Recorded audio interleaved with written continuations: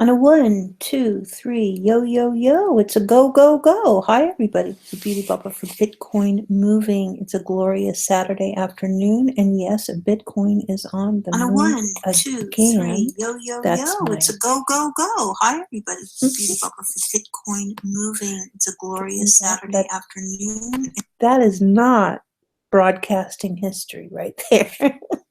That is called having two windows open. Two windows. I'm usually pretty good about that, though. But today, because what I did was I must have kind of leaned on my keyboard and the event went live in the scheduler. And so it took me a little bit of time to figure out where is the event. I could see the event had gone live. And so what happens on YouTube is that there's a couple of different ways that you can go live if you don't know about this. One is that you can schedule an event, and that requires that you have a placard and a timer and all of that. And it's kind of feels when you are creating your event, if you go, well, I don't know what exactly I did. I hit something that took it back to the scheduler and took me live as of 217. And so you don't realize, well, what do I do now? And of course, it's better to just keep it in the queue and keep it as part of your history and do your best to find where it is and then, latch on to that. And then because there's so many things that you can, I was just working on the title and then sure enough, I just hit the wrong thing and then it got me busted and put me in the scheduler. So that's why there were two windows open. That was a lot to say, but it happens to everyone. And that can always be one way that it can happen is that if you go to watch event now, which is probably what a lot of people do, and then it takes you and opens up a complete separate tab of its own. It doesn't take you back into your, your regular tabs of browsing. It takes you into a brand new tab. So it's kind of like, where did it go? Where is it? Because maybe you're showcasing something on your desktop, so it's going to be a little nutty to try and find. But here we are, and the trade is at 10,960 or 10,960. And we saw it kind of come out of Ruby a little bit there, and I thought, well, it's a good enough time to come and say hello and stand up and be counted. And I'm pretty sure that I'll probably cover a few things that are going on out there. And although I have my own rants that really deal with kind of personal interactions, right? But there are going to be some very interesting things happening next week. And then I wanted to let you know about a couple of things that outside of the Secret Santa and, where we stand with all of that. And ran over to CoinMarketCap to see what their advertising sign up was like. And so I want to talk about that. There's a few of us that have been in this for a long time, and for the most part now, we have avoided the adpocalypse of any kind on any platform, right? Very kind of almost averse to being made part of advertising. But over at CoinMarketCap, they have defined upper banner, right rail, lower banner, the sizes. And I thought, you know what? Why wouldn't any of us, not reliant, right? Like right now, I'm reliant. If I don't have the 10,000 lifetime views and I believe a website, we need to look into that even a little bit more. But those 10,000 lifetime views will get my now non-existent globe. Remember, at first, when I qualified, it would be all gray, right? Because I wasn't yet fully qualified. And then as I qualified and met all the requirements, it turned to green. And I never did have a yellow globe. I always only ever had the green globes. And so, of course, I've gone from green to yellow to gray to no globes whatsoever. I am not qualified to be made part of YouTube's advertising scheme. So I don't really know exactly how this works. Where do the marketers or the concept of marketing, how is it that they come into a space and then all of a sudden they're the ones they rule the space? I mean, that's what good marketing is. And I thought, well, CoinMarketCap for a long time was a standalone. He had a simple donation address at the very bottom. In fact, some people will actually say, cup of coffee, and then they would give their address up. And those addresses have been, pushed down and replaced with full-on advertising campaigns that you can have on these very successful websites or visited highly, TradingView would be one, and you'll see the ads will pop up every once in a while on my charts. And this has been coming into the space slowly and up against, I don't know, just this rhetoric of that it's somehow filthy to have any kind of insight on marketing. But I've been hanging around some really smart people that know how to market. And I want to talk more about it and when does one make the decision. So CoinMarketCap kind of defines their banner space that they have available. I was like, wait a second here. Wait a second. Why wouldn't any of us, aside of basically because of the adpocalypse, why wouldn't any of us want to help each other or market each other and create banner ads? And as you can see, like we know, everyone knows the chart, by the way, unless I was doing an instructive or there was like new clarification on the chart that maybe you wanted to see live. You're not seeing the chart live, just so that you know, right? Because we have a 60-second up to a 60-second delay on the chart. So for any of us to bring real time, track and trade, follow me in the trade, which none of us should really do, but you are not seeing real time, right? You get that and you pay for that on your exchange. And then YouTube, there's nothing that's in real time. We're live, but we're not in real time. And then, of course, my computer, based on my computer speed and that sort of thing, there can be delays. My timer can go down when you're looking at the TradingView or any of the graphic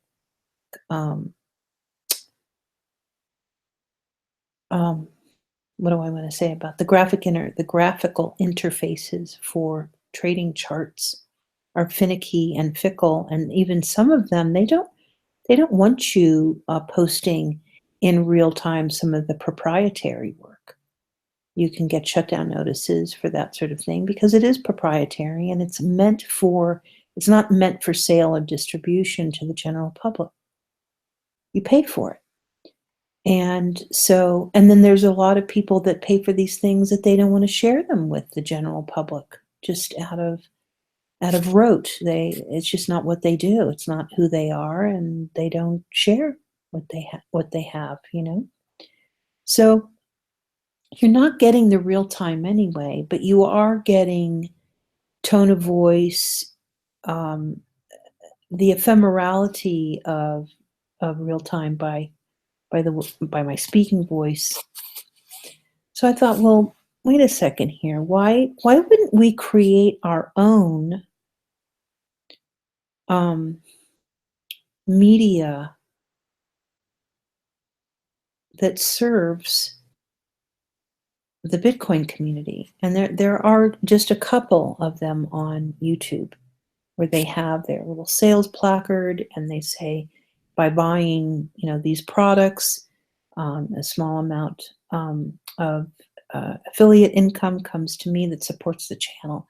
And I think even some of these ads, they've just kind of created them themselves, and or they went out and had a graphic artist kind of put it together. But the ads are okay. They're not great, and then none of them, from what I understand, all of them are kind of static graphics.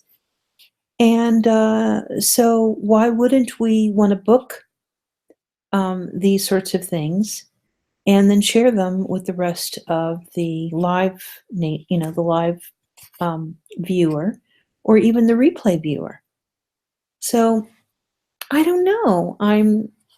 I need to reach out maybe to one of the companies that might want to um, have me not necessarily be their salesperson, but offer some kind of static graphic to help market, their business, their outreach, their product on my channel, and so that some of us can see. Wait a minute, we don't have to wait for YouTube. We don't have to not know, and we don't. We never know what YouTube is going to advertise on our channel.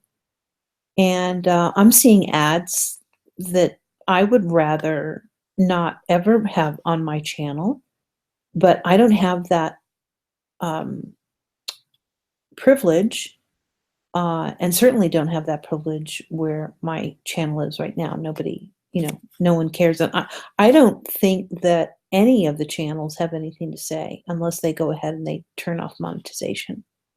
So in their wisdom, however, turning off the monetization has not meant that they have kept their viewership, their audience, their fans empty with those things, whether it's businesses or products, merchandise, and have kept their viewers and their fans away from that connective tissue. And so marketing goods, products, and services is a traditional way of the creator being made part of that whole cycle. And so anyway, I want to talk about this because once you've seen the chart, there's absolutely no reason, especially in the green room area. In the green room, which of course is when you schedule an event, there's a banner, and that banner is equal to, if I have it in OBS, it's equal to what I've created for OBS. But if it's YouTube, it's the banner that is made part of my channel, and that banner could be anything, and it could be showcasing any company, a message, a mission, anything at all. So that's one thing. Now over at I guess they call that the top banner over at CoinMarketCap. And then they give you the sizes. So I'd have to have the sizes, and then it's just like, that's it. And it stays there until I go live, and which is usually within a few minutes. I thought, well, why wouldn't I? Why wouldn't I do that? I mean, it sounds smart to me. And in yesterday's, or a couple days ago, the video that I did, a little bit of a rant that I did, is that, I'm pretty, I'm a little over being pushed around, told what to do, be shamed out of certain ideas that I've had. I'm so over that in my life, and I encourage anyone else to get over it in their life, especially if they feel or sense that they are being misaligned. And I'll tell you, you can give yourself a little bit of a little bit of a leeway. You have an idea, write the idea down, and wait 3 months, see if the idea has emerged, if it's emerged, pardon me. And if it hasn't, then bring it up to someone else and then see what they say. And if their comeback is negative, it's quite possible that that person or someone that they know in 3 months will have the same idea going forward. And that way you can kind of test your ability to pick up on on trends or things that people are interested in. And, I mean, there's a risk in doing that, but, don't discount yourself. I think this is one thing that YouTube or any of the live mediums do for us is that I get to state um, what is on my mind. And there's social proof in doing that. And no one dictates, and I want to let everyone hear this from me, no one dictates my value. And it's the same thing as that I don't dictate your value. And there was someone that had said that people get upset when beauty pushes her weight around. Are you kidding me? I mean, when you're in this, like, when you're in the venue of YouTube, you get pushed. I mean, one person can't handle the pushback. There's no way. And I've often had to say, don't misunderstand my personality for anything other than that. It's a personality. I am not putting you down. I'm expressing my personality. And oh, she's so condescending. That I'm not being condescending. If you were to really listen, and if you were part of my circle, you would understand to get over it. It's just a tone of voice. There's a lot of voices out there. And very few people are willing to just kind of stand up for what they're saying. And I don't really have a lot of, like I said earlier, I don't have a lot of like political opinion. And recently, of course, this huge, real problem that we're having with the custodians of Satoshi's work. Like I have an opinion about how I think that men should behave with one another. That I do, right? Especially when it's so open and it can be vile and it's quick and you can delete it and you can be whoever you want and say whatever you want on the internet. But because this has a fiduciary underbelly, I really find it just vile. Another thing that I find rather like unnecessary is where the cynicism and the I'm just joking, can't you tell I have a cynical personality? You don't have a cynical personality. You're a troll on the internet. Another thing is that when you're doing all of that and you're overspeaking and underspeaking and wrapping around your words, very difficult to follow. You're in and out, you're coming in and out of these social channels, and no one is really following. And we're supposed to figure it out, even though you're talking about things that are very important to the space. Like that. I don't like. I'm not going to sit here and say, oh, and then this happened and that happened. There are other channels that can do that where they show you the tweets and the nuances of the tweet and what that really meant. And, um, it's just not my thing to do. But as far as like the interpersonal, the psychopop that's around what's happening in our space is just really, it's something that I would like to talk more about because I don't think it's right. I think that there's a moral compass that has been, turned on its head. And at some point, people, you do have to decide. And it's not just because you say, oh, I always try and do the right thing. If you're coming out and saying that you're always trying to do the right thing, like I have one motto, it's called make money to do good. I don't have to try anything. I don't say try to make money to try to do good or even claim that I have a moral compass. Being in the line of money, you are always up against having to make choices. And most of them are unstable choices. That's why need and greed it will be the thing that will be the biggest flaw in Satoshi's work, because at its essence, people, maybe he thought that, well, with 21 million coins, that would then deal with it. The faucet of need and greed would be met at that moment in time. And okay, that's wise enough. But we're not there yet. And in between, we'll probably go through 2 generations of people in which their moral compass and the way in which that they engage, that there's something that is wrong about that. And so we're seeing it on Twitter and Reddit, and I'm sure that inside of the IRC channels, I know on Slack for sure, and all the other Telegram,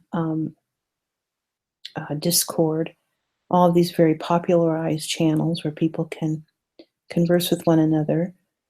It's just really bad. And I've heard of people that, oh, they act this way on this channel, but they act that way on this channel. And I'm telling you, people, that whole kind of approach is going to catch up with you. Unless you're being paid to act that way, unless you are a paid actor, they call being a paid actor, bad actor.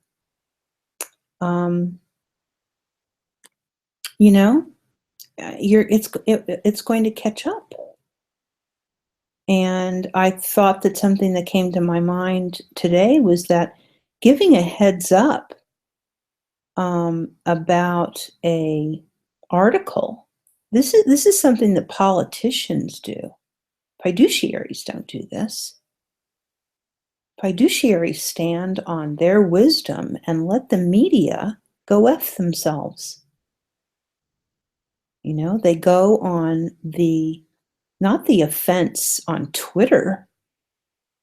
Start your own YouTube channel and be on it 24/7 and do the oppositional work that needs to be done. It's not on the defensive or it's called oppositional work. You have to oppose that which is to ignore it. It means you are being ignorant to your user base. And you are not meeting your user base where it is or what it can use to satisfy questions in families, lawyers, estate managers, portfolio managers, fund managers. What are we supposed to do? Go into a chat room that's full of racists and misogynists, and then we're supposed to get our sound bites from them? No. Start a professional channel on YouTube or start a professional channel on Facebook. That's what CNBC has done. And, state your case and be firm about what you know and what you want to share with your public. Another thing is that when you talk about your client, that, yes, I understand your client is the most important person first, but then there's the public. Because the reality of it is that you don't really know who your client is. The one that has signed on the dotted line may be representing 20 or 25 people, influencing 2,500 to 25,000 people. So it's not like, our clients are fine and we converse with our clients. I get having information that's being shared, first shared with your client. And then, of course, you have the front facing, to the public. But we're all your clients. When it's money, we are all your clients. When it is Bitcoin, and maybe 2 years ago, I couldn't say it this way, but now I can. Everyone is your client. Everyone is your customer. That's how important this is. That's how important the work that you're involved in is. And as a custodian or a facilitator, a Bitcoin. You know, do something modern and important. Because one person yip yapping in a chat room or trying to give us a heads up in the chat room, like, oh, well, we already knew all that. It doesn't work. That's an old schoolyard trick. Oh, yeah, well, I already knew all that. Where you're the one that can take the test faster. I have a great story about taking tests too fast and how that can come back and haunt you. All right, let's take a look at the price for just a moment. Price is at $10,956. And of course, we're looking at moving our way up to 11,000. That's why I came online today. Okay, so it looks as though our Nightbot, once again, is not working, which really makes me upset. So we'll go ahead and we'll engage. I'll get the spectrum out. There we go. So we know that it's registering.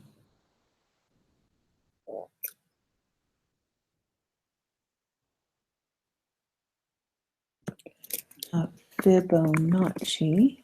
There we go. Boole signals Fibonacci. Fibonacci. Come on, there we go. The all U actually goes to the alias to remind me that we have Bitcoin, Fibonacci.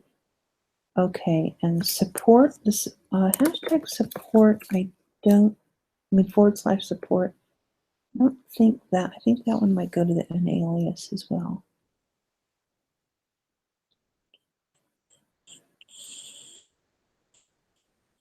Okay, that is a non-working one.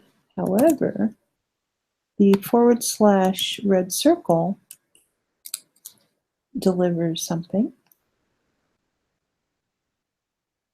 And that would be all of the, there we go. And then the / green heart, that will deliver something as well. Cool.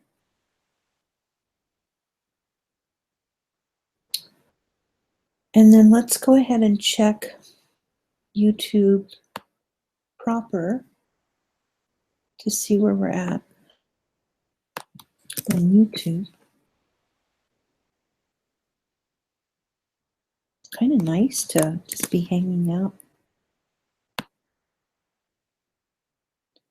without doing all these bits and pieces.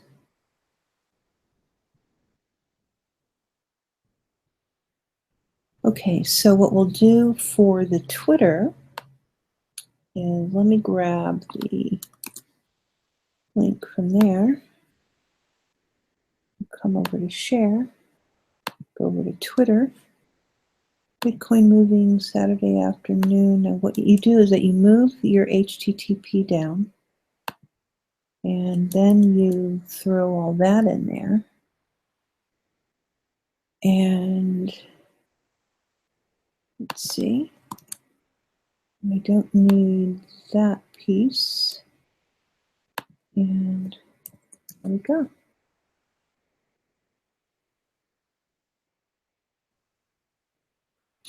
And our price is 10,931, and we're looking for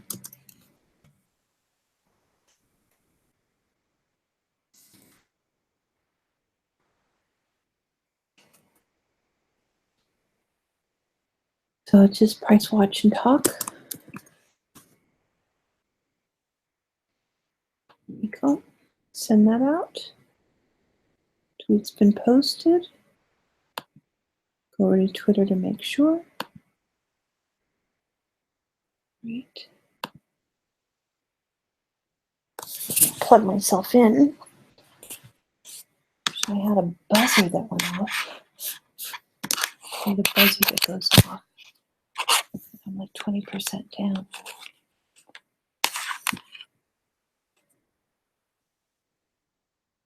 Oh, oh yeah, Twitter.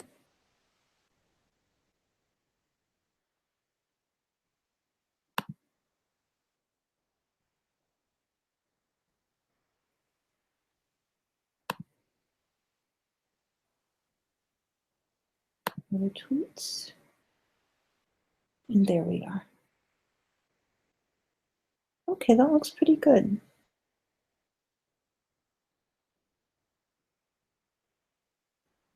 The CME drops off. Where'd that go?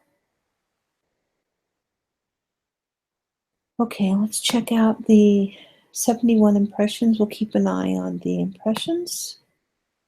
We're always doing some sort of little metric.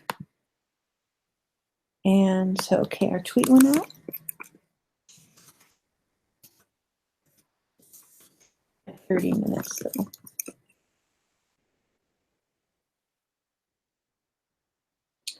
And we had 71 impressions, and then we'll check it out when we close up.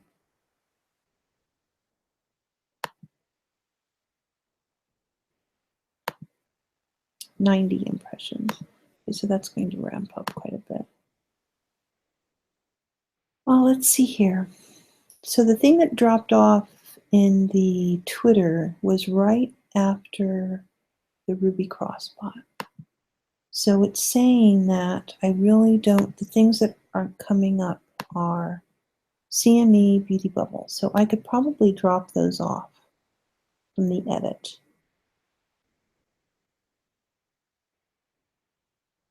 Because it's not coming out on Twitter. I don't think it's helping us in the description either, probably, really.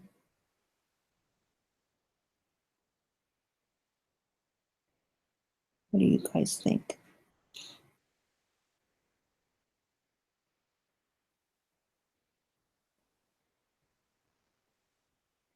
I mean, I prefer over at Twitter, I do prefer when it's a little cleaner.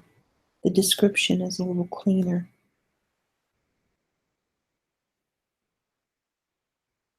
And of course, I redo the auto tweet.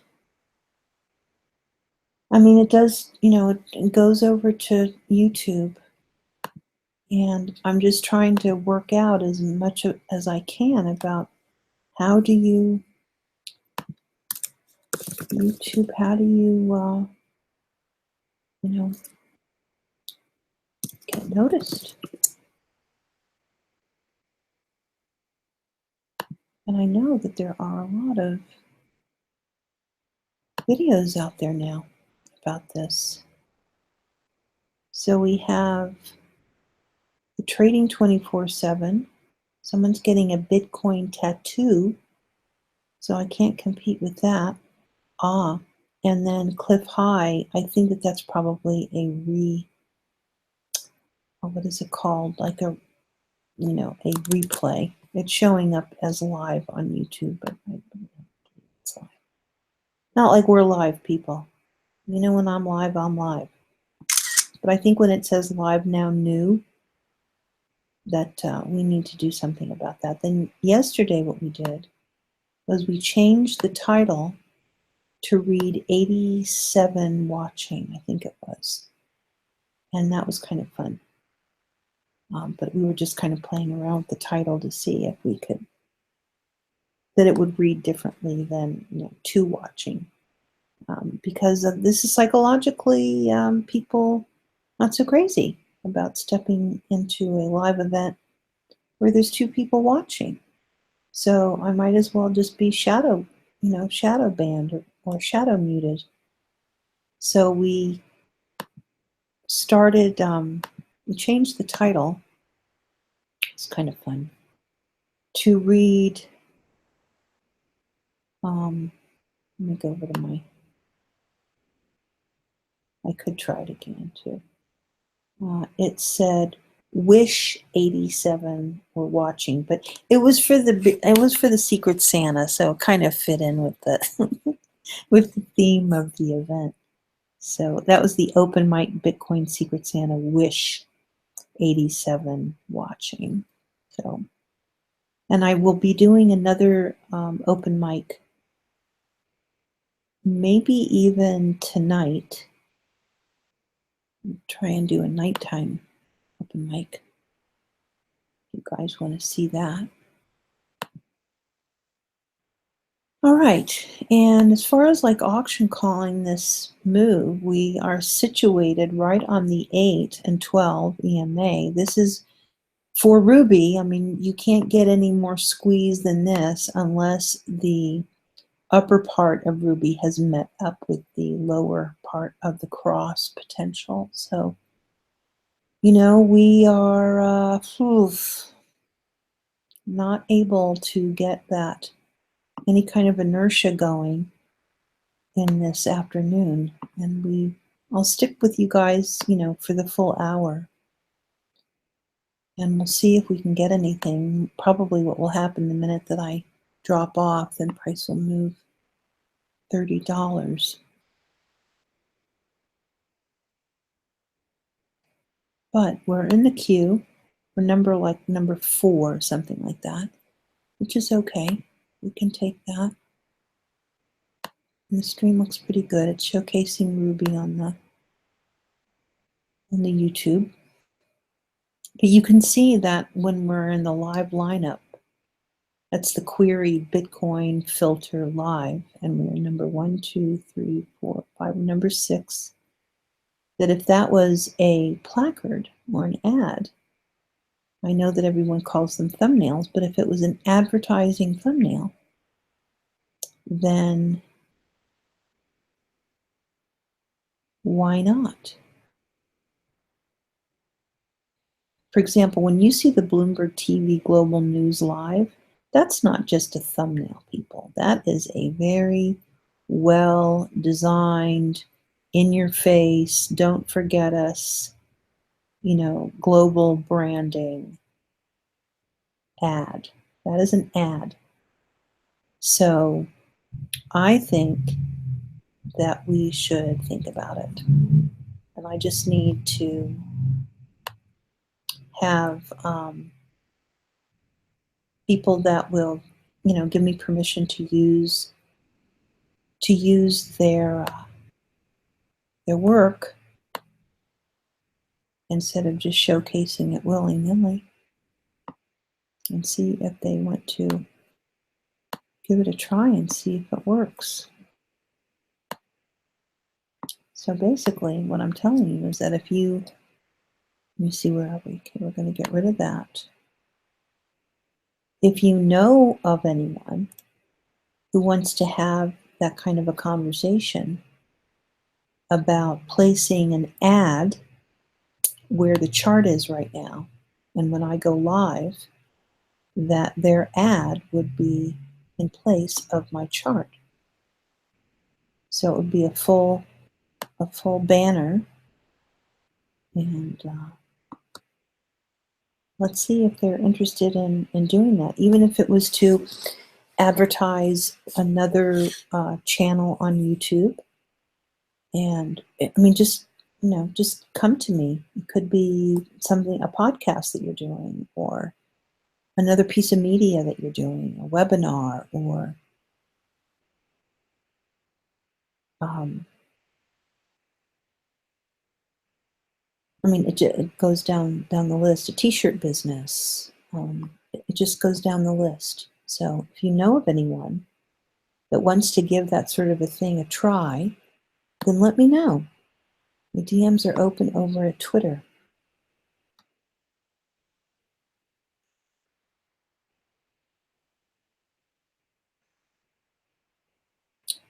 If you're an exchange, if you've written a book, if you are building any kind of a web presence, think about it. If you focus on any kind of service industry that's for the cryptocurrency industry, let me know.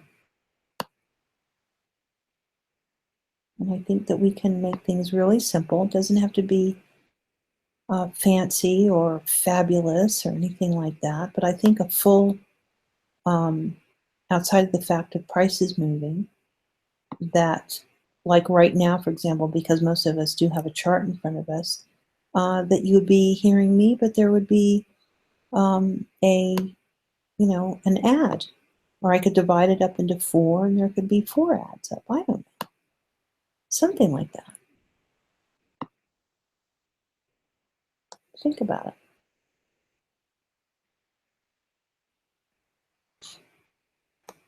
Like I could tell you something about that we're participating in on Monday.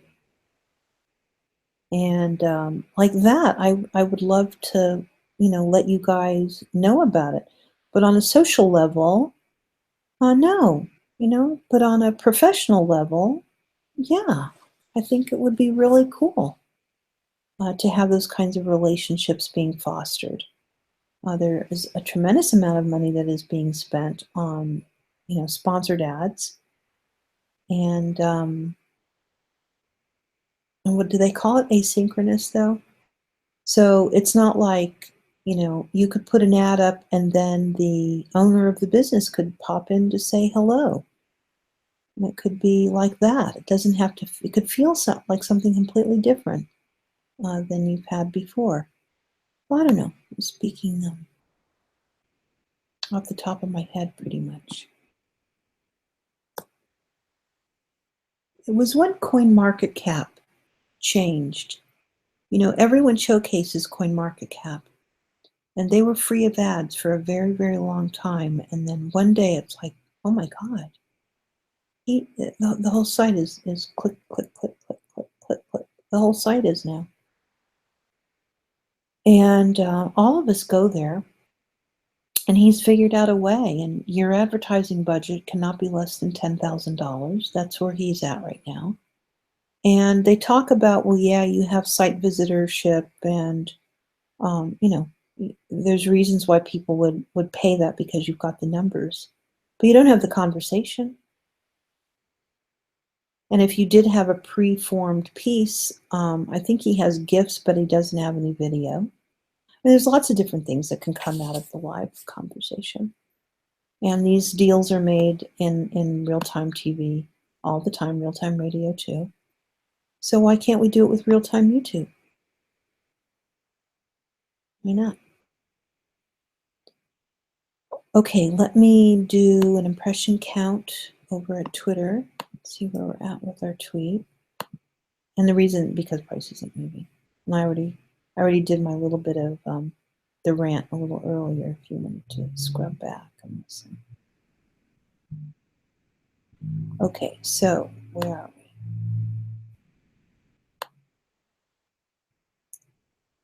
We are going to go impressions on our recent tweet, which has been out for 14 minutes. Check this out. It's been out for 14 minutes and we have 305 impressions on that tweet already. I understand they're just impressions. They're not engagements. There's no metrics there on engagement. So I get that part. I think I get it. But this is the tweet that went out. If you want to grab that and retweet it and add some engagement DNA to it, that would be cool. But right now we have, give another count. We have 311 impressions on that tweet. 311 impressions with 43 minutes. Although the tweet went out at 2:53, so.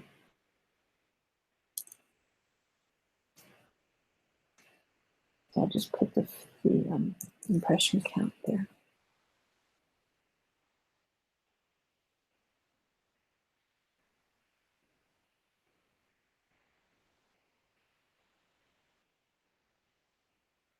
I did a follow-up on the baby pips where we had stopped recording the baby pips education was at the Fibonacci on those classes. So I revisited over there and oh my gosh, I'm not going to do that class.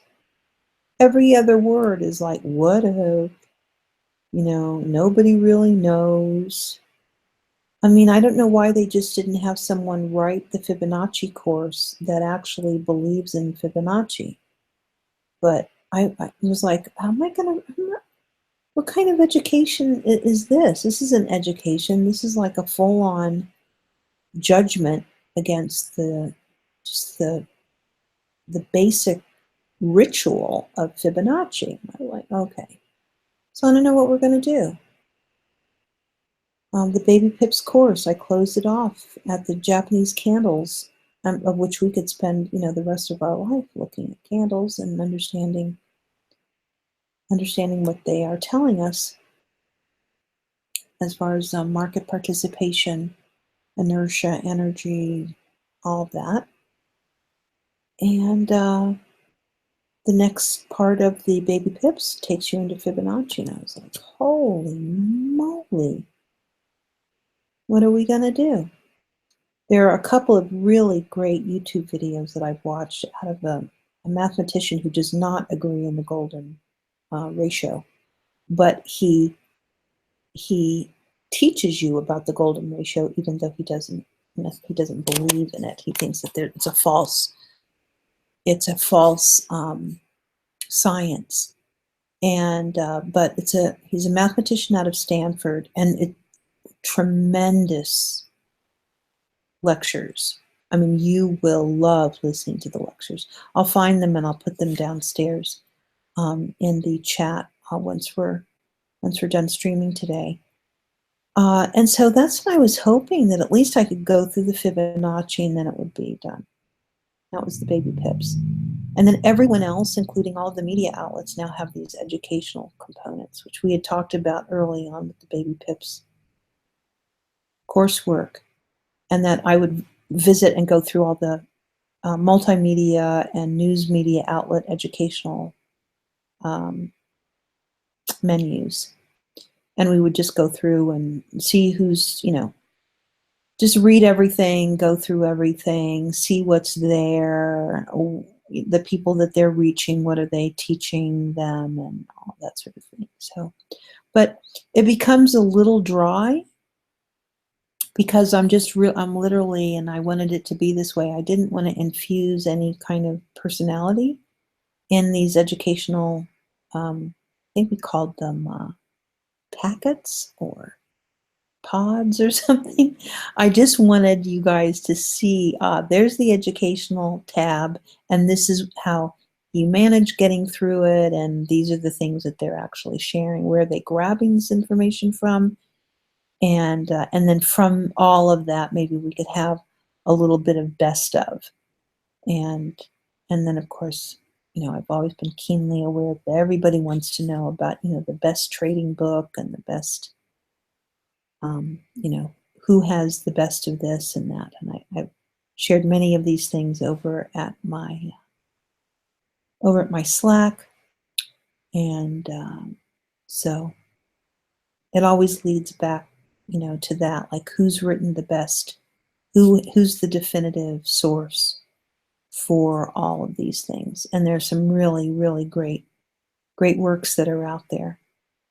Something that you will run across, though, is that once you've read the books, then you'll want to spend time with other people that understand the same practice. And many, many times, the best people that are out there that coordinate these groups are paywalled. So you have to get very accustomed to, wow, it's 3 Bitcoin to get into that group, a mastermind. Or, it's a half of a Bitcoin to go to that seminar. And I think this is sort of kind of new to the Bitcoiner, is that, yes, in the world of the market, a lot of these things are paywalled. These things are not free.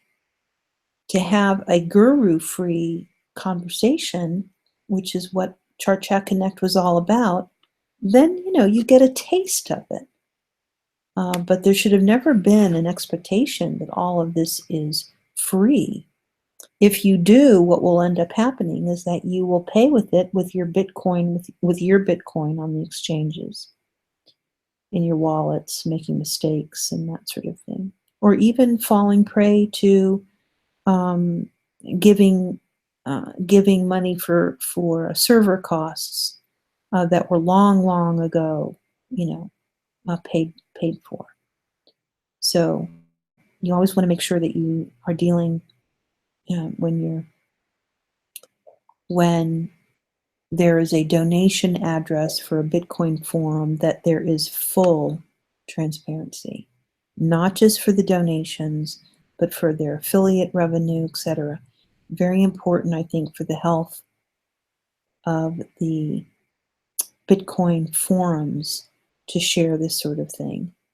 Also, the treasury should not be always just the founders. I think that there should be a rotating, like in-camera person that has, not an auditor, but just someone that's on the inside, but that can look at things, objectively. That objectively or subjectively? Objectively about the books, and can report that to the community. And I don't think a 2-year lapse is not acceptable. It should follow the same rules everywhere else, and it should be every 3 months, and it should be transparent. It should be transparent. This is what we made in donations. This is how we spent it.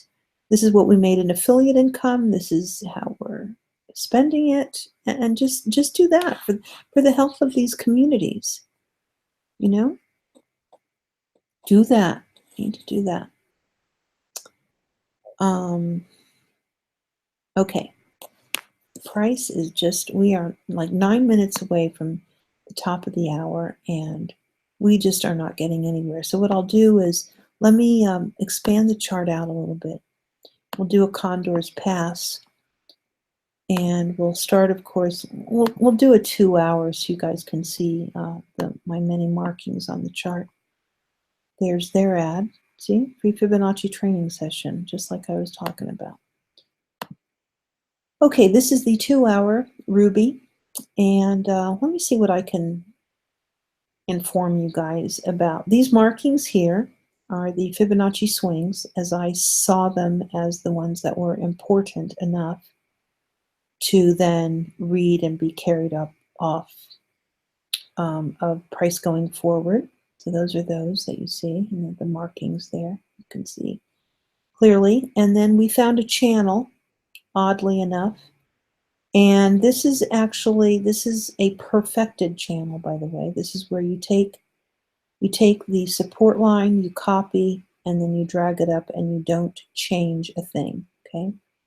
You try not to anyway. If the channel works, the channel works. We did keep this channel going, even though we had this whole mess here go on. And that mess was the tether hack. What mess was that, guys? It was the tether hack. So we did a Fibonacci swing on that. And Ruby right here, of course, went long. Remember, this is a 2-hour bar.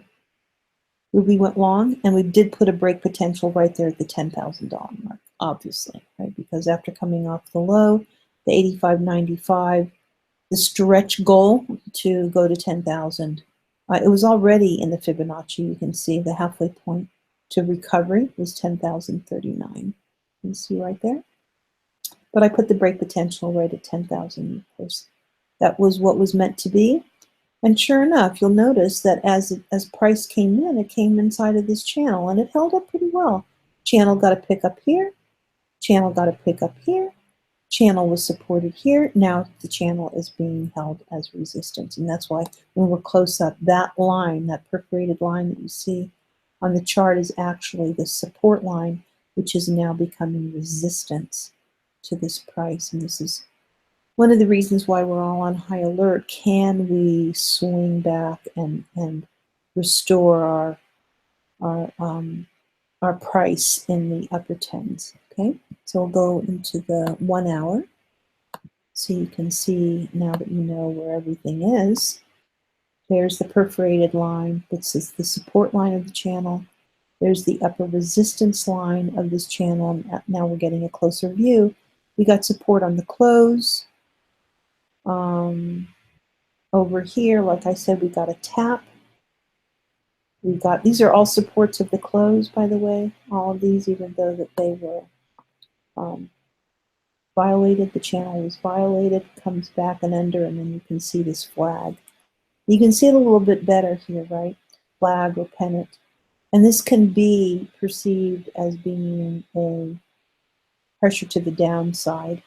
So everyone, I'm pretty sure, is looking at the top and then drawing other channels, but we violated them in this cluster here inside.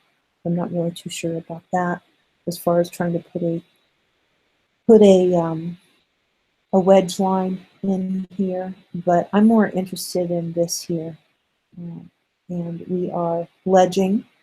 I have to go into the beta chart to see really where price is.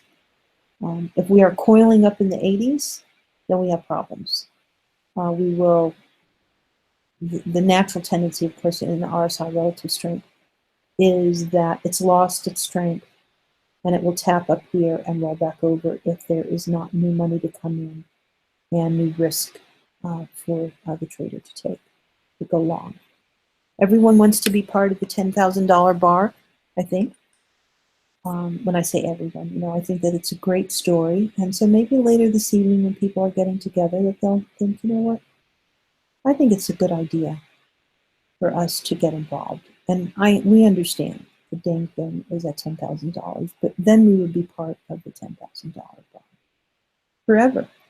And even if you just had a little bit of dust inside of the trade, you'd still own Bitcoin at $10,000. That's pretty cool. Pretty cool mark. And so we'll take a look at where the beta chart is. I'll have to put myself on voice only to grab that chart for you guys. But, all right, so that's the 60 minutes, so you kind of know. And remember, Ruby is built on the 60. That's why everything is smoothed out. So the indicator is built on a fixed 60, and you'll notice when we go to the 30-minute how the all of the EMAs start to look very choppy and granulated. Now the bar is still the 30-minute bar, but now we can see how what the EMAs are really doing internally. And are they holding up? Are they in a good horse race? Well, they're not. You can see the 8 and the 12.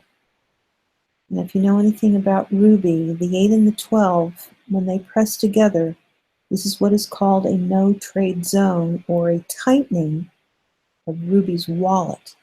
In the early days, that's what I used to call it. It's where Ruby is like, dudes, didn't you see all the profit I gave you?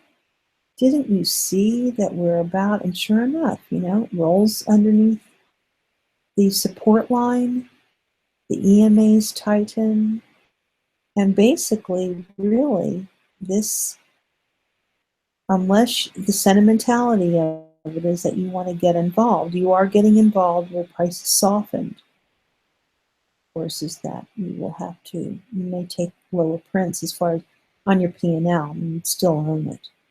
So if you don't realize that loss, then I think you're still in good stead here. But it is a tightening of the wallet.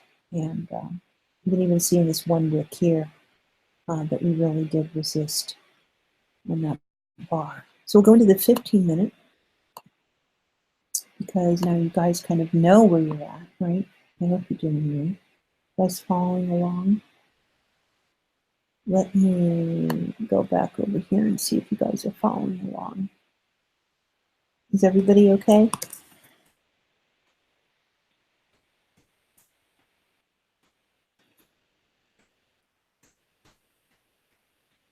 Let me just ask you. All you have to do is just kind of let me know.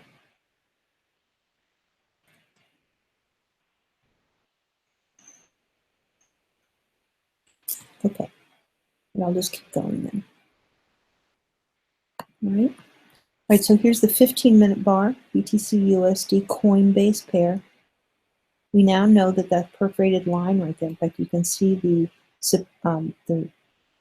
resistance line way up above, and that's our support line here. Violated, held, recently violated, and now it has become resistance. Okay? So we're really just hunting on bars. And I love the 15-minute bar on Ruby. It gives me great readings. And, you know, the 812, it's the same thing, remember, because we're just granulated here. So we're seeing the 8 and the 12 pressed together underneath the support line. That's an interesting candle right there. I don't know if that's enough to support a move up, but I like that bar for bullish tendency. However, we have the 41 inching up, and this entire area is starting to thin out. And that thinning can create a squeeze, very much like a Bollinger squeeze is. It's just that this is a squeeze between the 8 and the 12 and the 41. Right here. That's the 51 right here, which is our money line. If the 51 holds, money is interested. There's the 96. For any of you that follow the 100, the 96 has just always read better from day one. We get more tips and tags and everything on the 96, but I'm not going to argue with anyone. You use whatever, but you should have a 50, 100, and a 200. Ruby is the 51 for the Forex traders, the 96 because the testing that we did, the 96 is held on the crypto pairs. And then the 243, it's another one. It's just acted better. It just responds better to the crypto pairs. But what you could have a 200 if that was your thing. Okay, so that's where we're at. If you guys really want to see what it looks like, what happens is that we get the granular view. Unless you're working with the chart every day, it's not as pretty to see on YouTube because it gets all flattened out. But that's where we're at right now. You can see there is some distance now below the support line, and as that opens up and the 41 starts to crawl up, then we're getting ready for a squeeze. Once again, we still can't really establish another trend line or, you know, a triangle or anything like that. We're really just, when the 8 and the 12 decide that they don't want to go anywhere, they don't want to do anything, they can be very stubborn, and we can stay here until, as I said, price is willing, you know, participants are willing to come on in. There's just nothing is happening. Not right now anyway. All right, so I'll move back to the 15-minute. And that will be the chart that will just stay on until we have been streaming now for an hour. And we'll get a final read on the impressions. 404 impressions, by the way. 404, so that's pretty good on the Twitter. And then I won't know until we sign out how many viewers we have. Okay, so this is what we'll do, guys. Thank you very much for coming over to Bitcoin Moving on this gorgeous Saturday afternoon. I'm Beauty Bubble. I go live whenever I feel like it, whatever. When price is moving, especially recently, I've been trying to power up live. But I cover a lot of topics, whatever is interesting to me. I have my occasional rant, or, you know, what I guess you would call it, like a melt up of topics and conduct that I see. And I want to talk about some of the projects that we have that are working. The Bitcoin Secret Santa, we're still just kind of rumbling about that. The Bitcoin Media ad group, whatever might come out of that.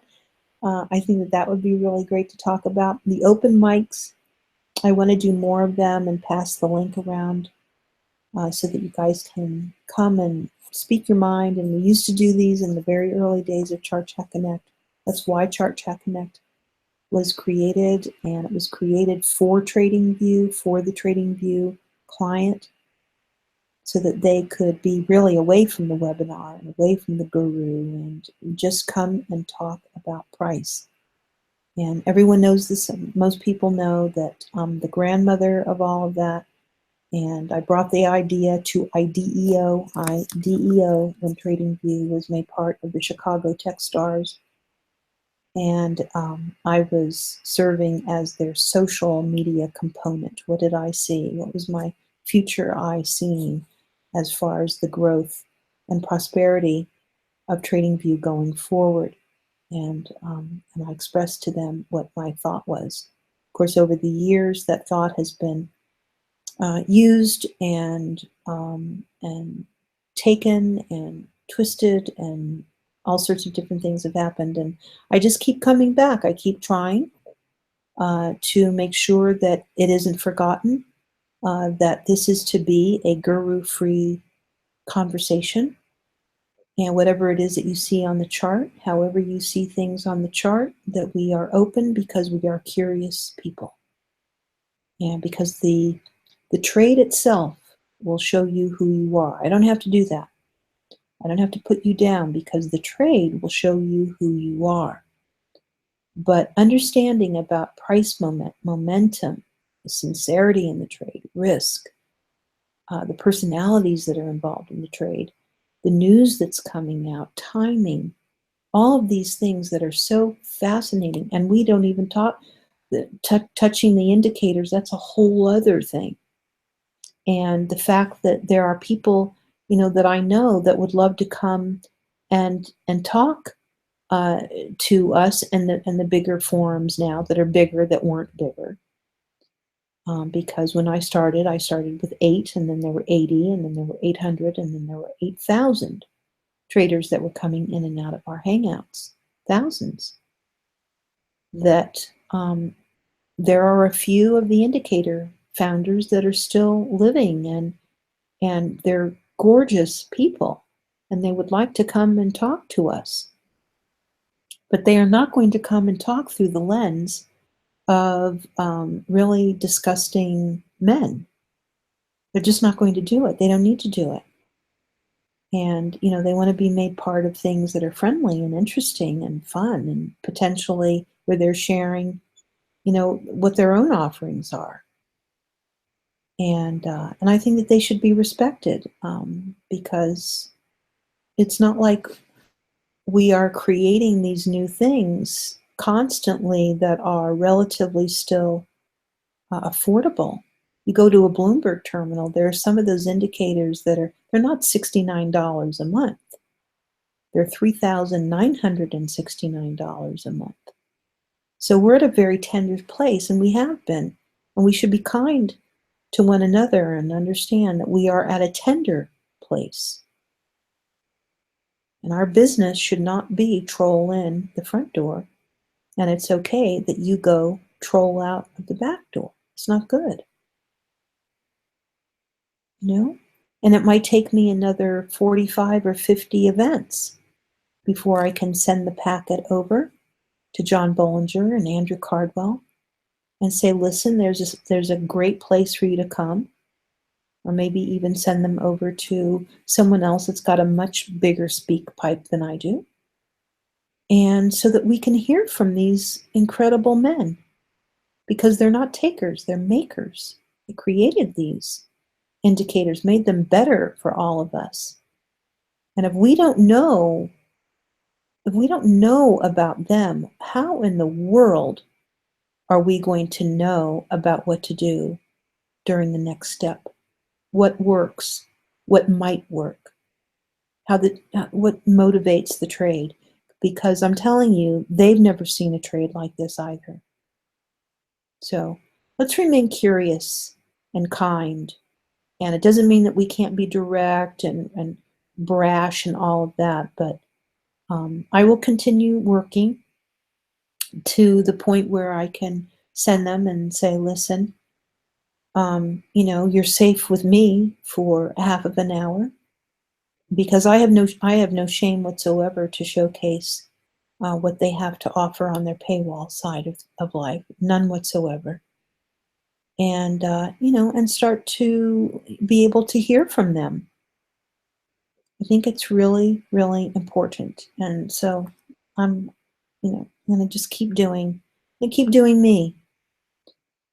And so there we go. All right. Thank you very much. We've been streaming for over an hour.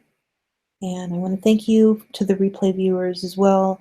You will be counted towards the 10,000 lifetime viewers, which is one of those benchmarks that I would like to reach before I go into my 8th year being on YouTube. That would be really fun.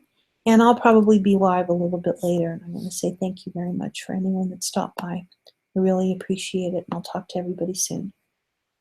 Bye now.